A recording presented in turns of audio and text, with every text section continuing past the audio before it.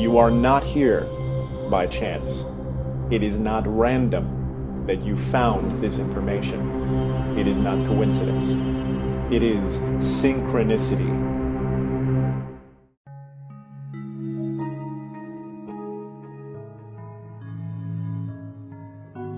The heart chakra, the energy center of the body, the primary chakra of the human body. This is the centered vortex of energy that is the creation of your being. It is the focal point from which everything else emerges.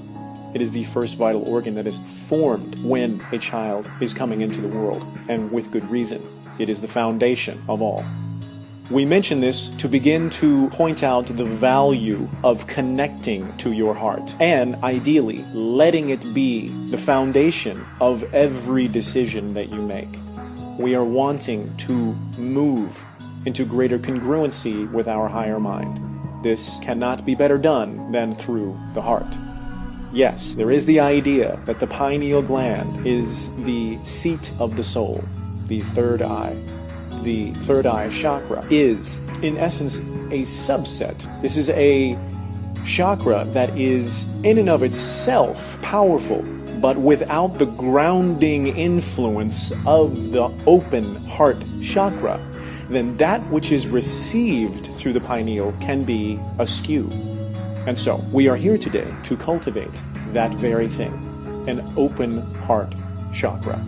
There have been so many different experiences that you have had in your lives, so many different challenging emotional experiences that have led many to begin the process of protecting one's heart. And in many ways, this leads back to the idea of compartmentalization. We have put compartments around the heart. Now, while we understand the idea of this protecting you from feelings that may be painful, this does not solve any of those issues. This does not begin to heal the pain that one may feel from certain experiences.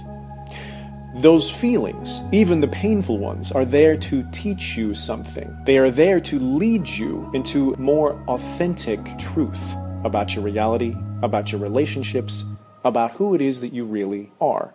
So we are here to say that if your heart is closed off, if your heart is guarded, you are cutting off your primary energy center.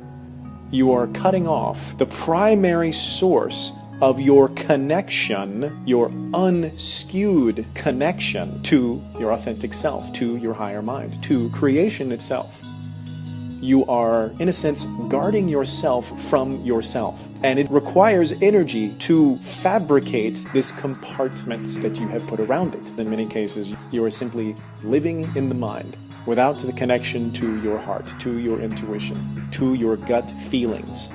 The mind was not designed to operate this way. The mind was not designed to lead you around. This is not the optimum way. You were designed without compartments.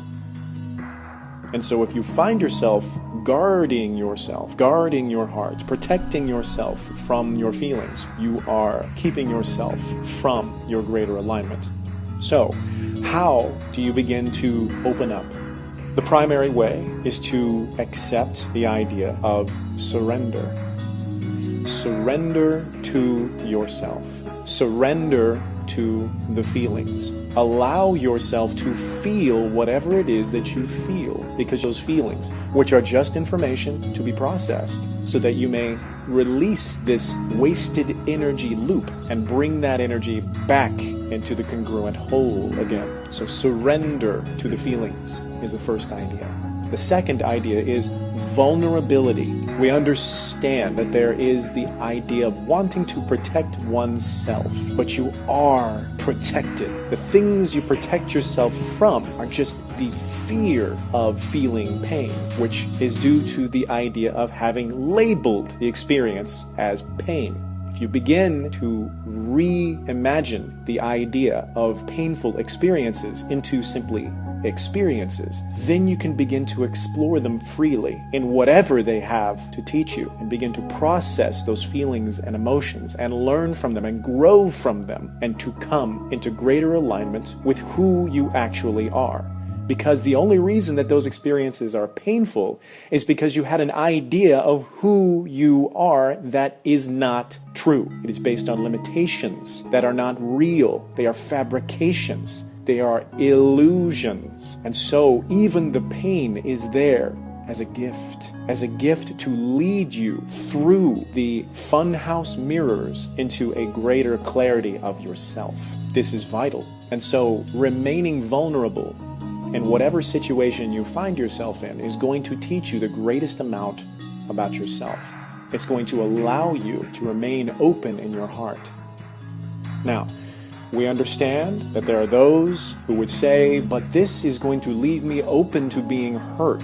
But what we are telling you is that while in the beginning there may be experiences where you are quote-unquote hurt, this is only from the idea that who you are is dependent on how the other people treat you. And this is not true. This is not so. You are who you are, and no one and nothing can take that away from you, ever. And so, if you cultivate the idea of remaining vulnerable, you will learn at a lightning pace more about yourself, more about your relationship with your higher mind, and come into full congruence, and to operate from that foundational state as much as you consciously can. It is a process, but it's an ongoing process. It is one that you will always be in.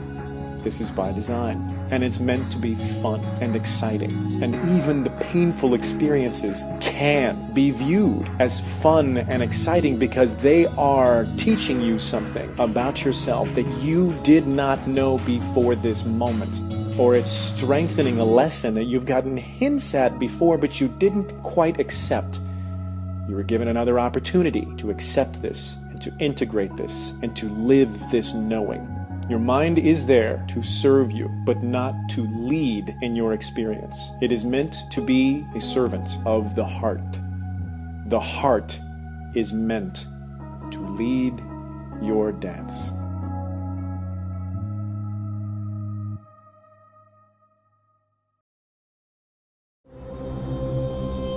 We thank you very much for the opportunity to discuss this idea with you today, and we look forward to speaking with you again.